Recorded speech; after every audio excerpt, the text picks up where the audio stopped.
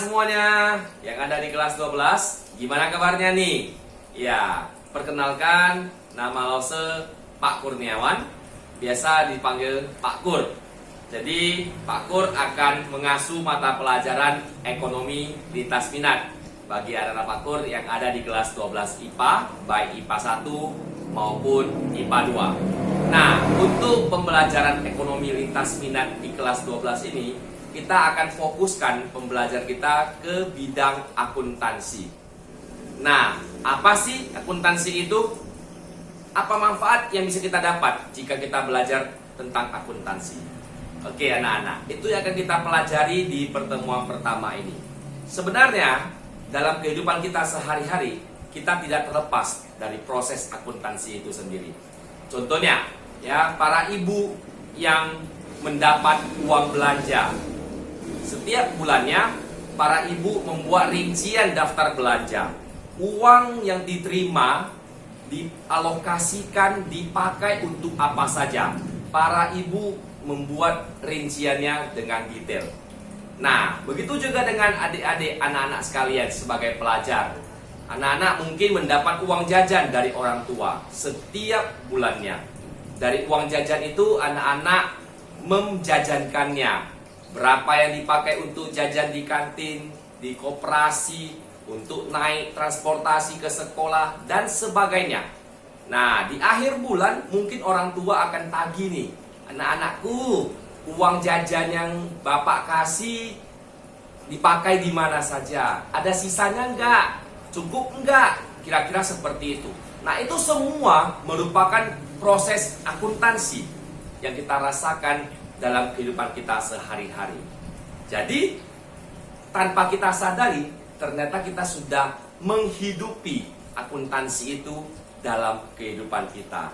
Nah, menurut American Accounting Association, akuntansi itu adalah proses mengidentifikasi, mengukur, dan melaporkan informasi ekonomi, sehingga dapat memberikan gambaran yang jelas dan tegas kepada pihak-pihak yang menggunakan informasi tersebut.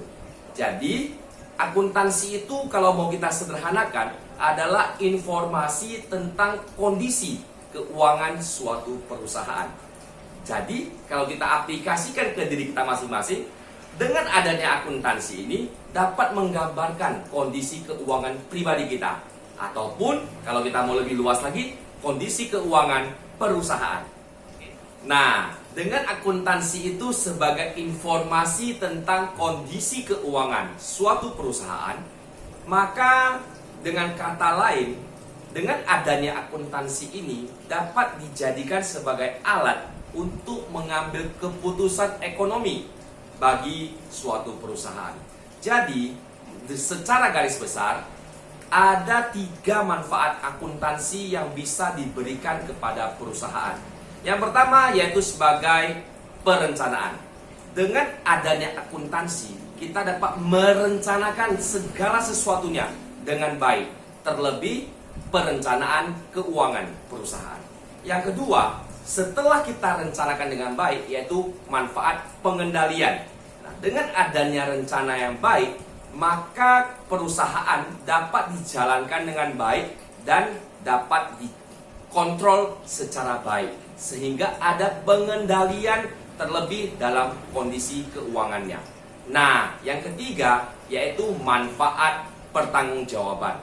Setelah perusahaan berjalan, direncanakan dengan baik dan ada pengendalian yang baik, maka akuntansi ini akan memberikan laporan berupa kondisi keuangan sebagai pertanggungjawaban kepada pemilik perusahaan ataupun pihak lain yang memerlukan informasi tersebut. Jadi, secara garis besar, ada 3 manfaat yang bisa diberikan akuntansi kepada perusahaan, yaitu perencanaan, pengendalian, dan pertanggungjawaban. Oke, jadi itulah informasi awal yang bisa Pak Kur berikan kepada anak-anak sekalian di kelas 12 IPA, sedikit gambaran tentang akuntansi. Jadi Pak Kur harapkan kita bisa mengikuti pembelajaran ini dengan antusias. Jadi meskipun anak-anak sekalian berada di kelas IPA, tidak ada salahnya kita belajar tentang akuntansi ini. Karena apa? Karena dalam kehidupan kita sehari-hari, kita dapat menerapkan prinsip-prinsip akuntansi ini. Sehingga kondisi keuangan kita bisa kita atur dengan baik. Nah, untuk memperluas wawasan kita tentang akuntansi, Pak Kur mau anak-anak Pak Kur sekalian mencari informasi tentang 3 hal ini. Ya, yang pertama yaitu pihak-pihak apa saja yang membutuhkan informasi akuntansi. Yang kedua, bidang-bidang apa saja yang ada di dalam akuntansi ini. Dan yang ketiga, profesi apa yang ada dalam bidang akuntansi ini. Oke, mari cari tahu informasi ini. Boleh cari di internet, di buku paket, atau dari sumber belajar yang lainnya. Nah, di pertemuan kita yang selanjutnya, kita akan bahas ini bersama-sama.